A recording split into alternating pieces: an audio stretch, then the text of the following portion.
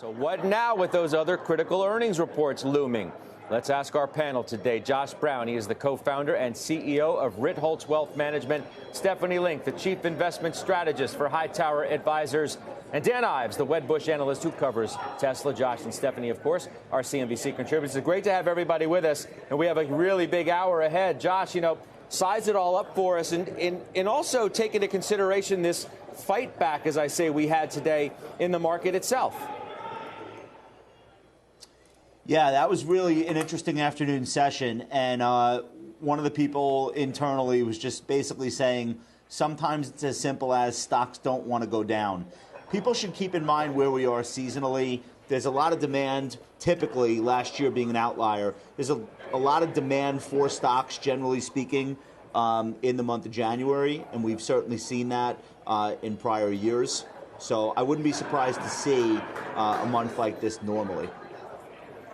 Stephanie Link, how about you? You impressed by this session today? I mean, Microsoft still finished negative, not all that much. Market was able to fight its way back, and now we've got some big earnings looming, including IBM, which you're in too. So it all matters now. Yeah, well, fingers are crossed on IBM. But look, I think today definitely was encouraging action, not only for the market overall, but really tech, because it really got slammed this morning. And I thought it was particularly interesting that the semis, many of the semi-cap equipment companies as well, did pretty well on the day. So basically, I kind of attribute it to, so far, earnings are okay. They're not the disaster that people are expecting.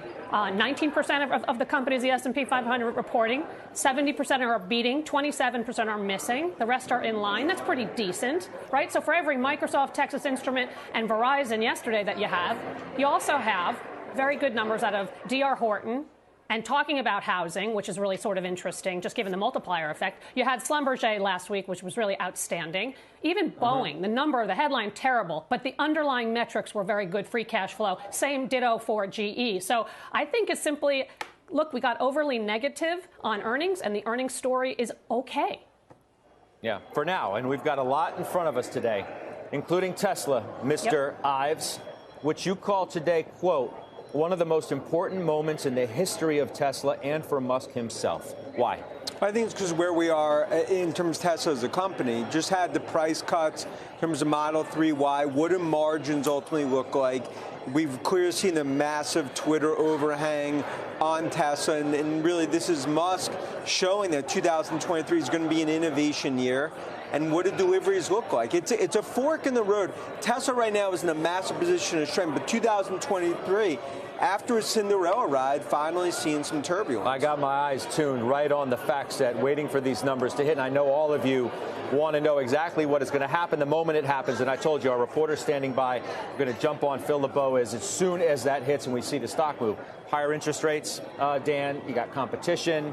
All of those are real legitimate issues, especially more lately, right?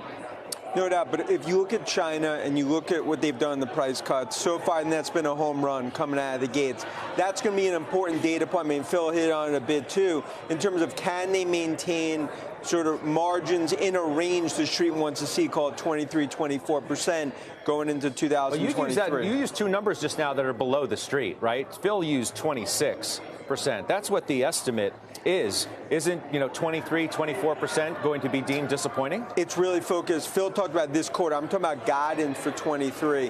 What does margins look like given the price cuts? That's the key. Look, I think it's a seminal earnings for Musk and Tesla, but in my opinion, they further flex their muscles on deliveries. I view it as what's going to be a positive quarter.